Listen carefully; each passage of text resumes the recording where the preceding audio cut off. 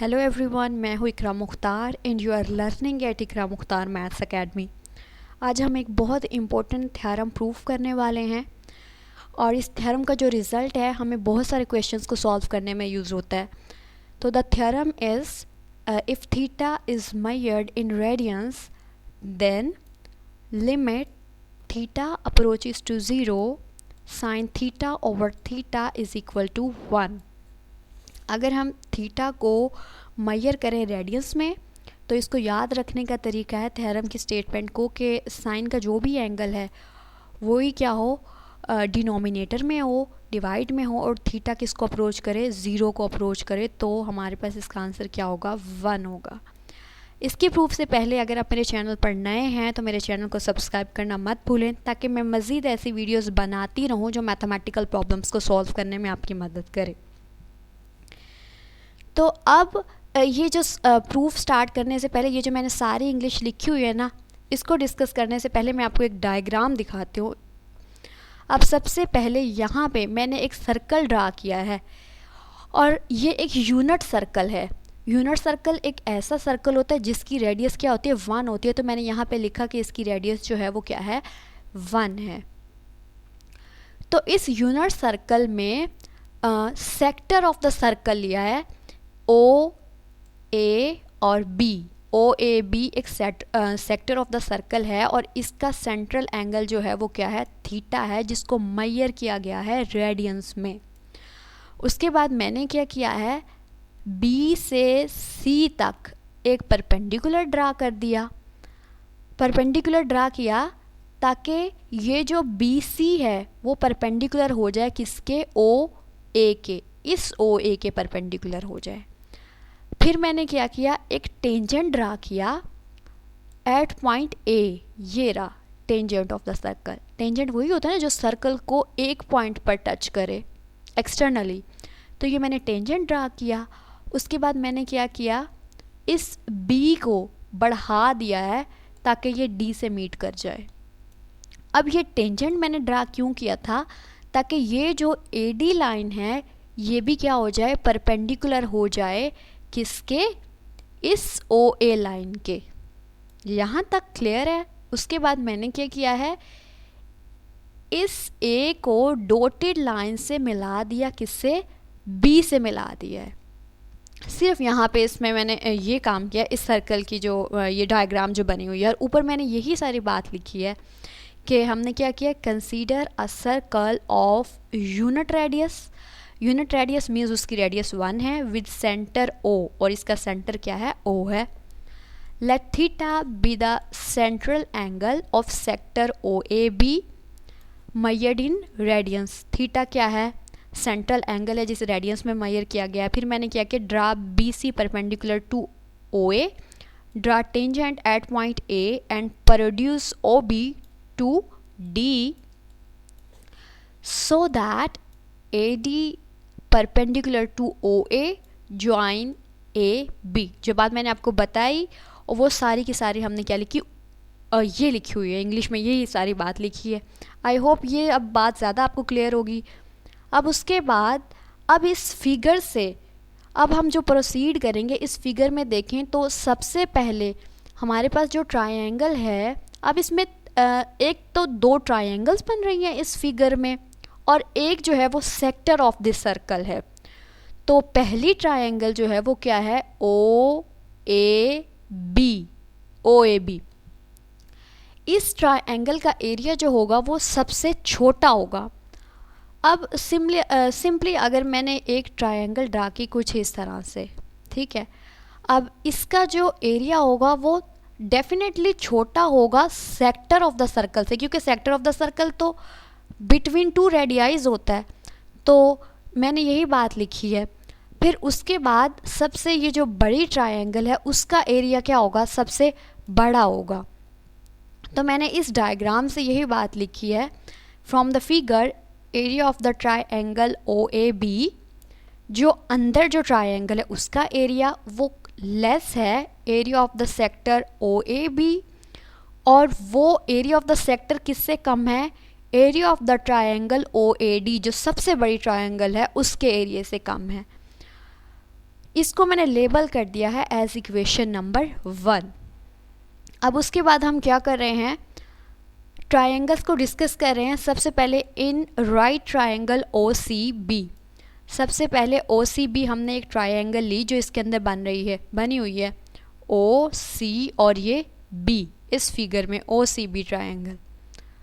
अब अगर इस ट्रायंगल में, ये जो मैंने हाईलाइट किया, इस ट्रायंगल में मैं साइन थीटा कैलकुलेट करूं, साइन थीटा किसके बराबर होगा, सम पीपल हैव मीन्स के परपेंडिकुलर ओवर हाइपोटेनियस। परपेंडिकुलर हमारे पास क्या है, बी सी है ये वाला, ओवर हाइपोटेनियस ओ बी है। तो मैंने ये लिखा कि sine theta is equal to B C over O B, यानी कि परपेंडिकुलर ओवर हाइपोटेनियस। अब बी सी मैंने ये बी सी ही आ जाएगा, और ओ बी क्योंकि is equal to 1, O B क्योंकि रेडियस ऑफ द सर्कल है, और मैंने लिखा कि ओ बी जो है वो क्या है, आर इज इक्वल टू 1 है, ओ बी क्या हो जाएगा, 1 हो जाएगा। तो साइन थीटा हमारे पास किसके इक्वल आ गया, बी सी के इक्वल आ गया। सिमिलरली जो बड़ी ट्रायंगल है right triangle O A D, उसमें हम कैलकुलेट करेंगे टेन थीटा को। टेन थीटा किसके इक्वल होता है, paint black they paint black, तो यही फार्मूला था ना, some people have curly black hair they paint black. To calculate tan theta perpendicular over base होता है हमारे पास, तो परपेंडिकुलर यहाँ पे क्या है, ए डी है, और बेस हमारे पास क्या है, ओ ए है। तो मैंने यहाँ पे यही लिखा कि ए डी ओवर ओ ए। इस ओ ए, क्योंकि ये ओ ए किसके इक्वल है, 1 के इक्वल है, तो हमारे पास टेन थीटा किसके इक्वल आ जाएगा, ए डी के इक्वल आ जाएगा। अब ये हमने क्यों कैलकुलेट किए, क्योंकि ये आगे यूज़ होंगे एरिया कैलकुलेट करने में। अब इसमें हमें क्या चाहिए था, area of the triangle O A B, तो हम इस एरिया को कैलकुलेट कर रहे हैं। अब हमें पता है कि ट्रायंगल का जो एरिया कैलकुलेट करने का फार्मूला होता है 1/2 बेस इंटू हाइट होता है। तो ये मैंने 1/2 लिखा, बेस उसकी क्या है, ओ ए लिखा, और उसकी हाइट क्या है, बी सी। बेस इस फिगर में आप देखें, बेस क्या है, ओ ए है, और हाइट क्या लिखी है, बी सी लिखी है। तो 1/2 एज इट इज़ लिखा, ओ ए क्या है हमारे पास 1 है, और बी सी हमने क्या कैलकुलेट किया, किसके इक्वल है, साइन ऑफ थीटा के इक्वल है। तो यहाँ पे मैंने क्या पुट कर दिया, साइन ऑफ थीटा, इसीलिए हमने पहले क्या किया था, साइन ऑफ थीटा कैलकुलेट कर लिया था। तो 1/2 साइन ऑफ थीटा आ जाएगा ये, तो हमने area of triangle O A B calculate कर लिया। अब हम क्या करेंगे, area of the sector O A B, sector of the circle का एरिया कैलकुलेट करेंगे। तो ये फार्मूला होता है 1/2, जो भी रेडियस होती है सेक्टर के उसका स्क्वायर कर देते हैं, और जो भी एंगल हो, तो ये मैंने थीटा लिख दिया 1/2 आर स्क्वायर थीटा।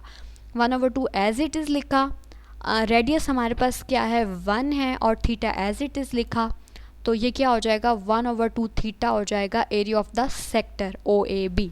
अब सबसे जो बड़ी ट्रायंगल है, area of the triangle O A D, similarly वो क्या होगा 1/2 बेस इंटू हाइट, बेस क्या है, ओ ए है, और हाइट क्या है उसकी, ए डी है। अब हमें पता है ओ ए तो किसके इक्वल है, 1 के इक्वल है, और ए डी यहाँ पे हमने क्या कैलकुलेट किया, tan of theta A D था ना, तो उसकी जगह पे मैंने ए डी की जगह पे यहाँ पे क्या लिख दिया है, tan ऑफ थीटा। तो यहाँ पे हमारे पास वैल्यू क्या हो जाएगी 1/2 tan of theta, area of the triangle O A D. अब हमने जो इक्वेशन नंबर 1 बनाई थी उसमें area of triangle O A B था, एरिया ऑफ द सेक्टर था ओ ए बी, और area of the triangle O A D था। तो ये सारे एरियाज जो हैं वो अब हमने कैलकुलेट कर लिए हैं। तो इक्वेशन 1 बिकम्स, इक्वेशन 1 क्या हो जाएगी, ये सारी वैल्यूज़ जो हमने ये वाली तीनों कैलकुलेट किए हैं ये उसमें पुट कर देंगे।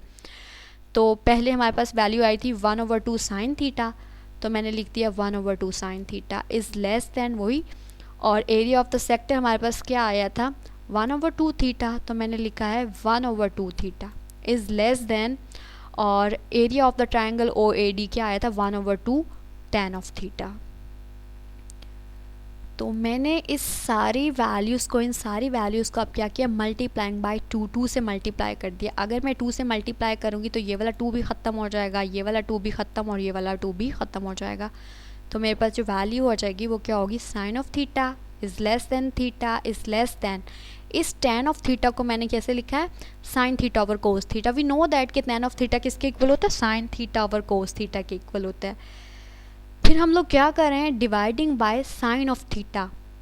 इस सारे वैल्यूज़ को हम लोग क्या करें, साइन थीटा से डिवाइड करें। Sine theta over sine theta, ये डिवाइड कर दिया, यहाँ पे डिवाइड कर दिया और यहाँ पे भी डिवाइड कर दिया।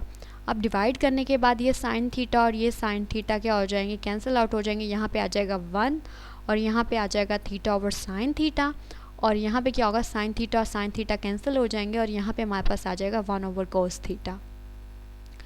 उसके बाद मैंने क्या किया है, इन वैल्यूज़ का रेसिप्रोकल कर दिया है। यहाँ पे था थीटा ओवर साइन थीटा, तो मैंने इसको लिखा साइन थीटा ओवर थीटा, ये 1 ओवर कोस थीटा तो मैंने इसको लिखा है कोस ऑफ थीटा। अब अगर हम वैल्यूज़ का रेसिप्रोकल कर दें तो इनइक्वालिटी जो है वो चेंज हो जाती है। अब यहाँ पे देखें, ये 1 is less then this value, तो अब मैंने साइन किस में चेंज कर दिया है, ग्रेटर देन में, 1 ग्रेटर देन, और यहाँ पे भी जो इनइक्वालिटी थी वो चेंज हो गई है। अब ये बात आपको कैसे समझ में आएगी, अगर मैं सिंपली लिखूँ दो नंबर्स 1 और 2, हमें पता है कि 2 जो है वो नंबर बड़ा होता है, 1 छोटा होता है। अगर मैं उल्टा दूँ, 1 ओवर 2 कर दूँ, इस 2 का रेसिप्रोकल कर दूँ और 1 देखूँ, फिर इनको कंपेयर कर दूँ, तो अब देखें 1 ओवर 2 को अगर हम डिवाइड करें तो ये हो जाता है 0.5। तो ये तो क्या हो जाएगा, रेसिप्रोकल करने से 0.5 छोटा हो जाएगा ना 1 से। इट मीन्स रेसिप्रोकल करने से जो बड़ी वैल्यू होती है वो छोटी हो जाती है, जो छोटी होती है वो बड़ी हो जाती है। सिमिलरली मैंने यहाँ पे लिखा कि 3 इज़ ग्रेटर दैन 2, हमें पता है। तो अगर मैं इसको रेसिप्रोकल कर दूँ 1 ओवर 3 तो क्या हो जाएगा, और इसका भी रेसिप्रोकल कर दूँ 1 ओवर 2, इनको डिवाइड करूँगी तो जो आंसर आएगा 1 ओवर 3 का वो छोटा आएगा। डिनोमिनेटर में जितनी बड़ी वैल्यू हो आंसर उतना ही छोटा आता है, और 1 ओवर 2 का आंसर क्या आएगा, बड़ा आएगा। इसी से मैंने यहाँ पे लिखा कि अगर मैं वैल्यूज़ का रेसिप्रोकल कर दूँ तो इनइक्वालिटी चेंज हो जाएगी। अब क्योंकि हम जो रिज़ल्ट प्रूफ कर रहे हैं उसमें थीटा किसको अप्रोच कर रहा है, 0 को, तो मैंने लिमिट अप्लाई कर दी कि थीटा अप्रोचेस टू 0, यहाँ पे भी अप्लाई कर दी थीटा अप्रोचेस टू 0, यहाँ पे भी अप्लाई कर दी थीटा अप्रोचेस टू 0। अब ये तो एक कांस्टेंट वैल्यू है, ये एज इट इज़ आ जाएगी, और इसको भी मैंने एज इट इज़ लिखा रहने दिया, theta approaches to 0 sine theta over theta, और यहाँ पे मैंने क्या किया, कॉस थीटा की जगह पे क्या पुट कर दिया, 0 पुट कर दिया है। अब यहाँ पे क्या किया मैंने, यहाँ पे मैंने लिमिटिंग वैल्यू पुट नहीं की है क्योंकि ये 0 ओवर 0 की फॉर्म बन जाएगी फिर। तो कोस 0 क्या होता है, हमारे पास 1 होता है, तो मैंने ये 1 एज इट इज़ लिखा और ये साइन एज इट इज़ रहा, ये वाली सारी वैल्यू एज इट इज़ लिखी। इज़ ग्रेटर दैन कोस 0 का, कोस 0 किसके इक्वल होता है, 1 के इक्वल होता है। अब हम लोगों ने यहाँ पे यूज़ किया by using sandwich theorem. Sandwich theorem क्या कहता है कि अगर एक वैल्यू दो वैल्यूज़ के दरमियान में सैंडविच हो, सैंडविच बन गई हो, और वो ये भी 1 है और ये भी 1 है, ठीक है, तो ये जो दरमियान वाली वैल्यू होगी इसकी लिमिटिंग वैल्यू जो होगी वो भी किसके इक्वल होगी, जो बाकी दो वैल्यूज़ का आंसर है ना सेम उसी के इक्वल होगी। तो मैंने यही लिखा कि limit theta approaches to 0 sine theta over theta will also be equal to 1, वो भी किसके इक्वल होगा, 1 के इक्वल होगा। अब ये रिज़ल्ट यहाँ पे हो जाता है प्रूफ। अगर आपको इससे रिगार्डिंग कोई भी कन्फ्यूजन हो या क्वेश्चन हो तो आप मुझसे कमेंट करके पूछ सकते हैं। I will definitely reply to your questions, confusions और क्यूरीज। अगर आपको ये वीडियो पसंद आई तो लाइक करना, शेयर करना मत भूलें और मेरे चैनल को सब्सक्राइब करें। That's it for today, thank you.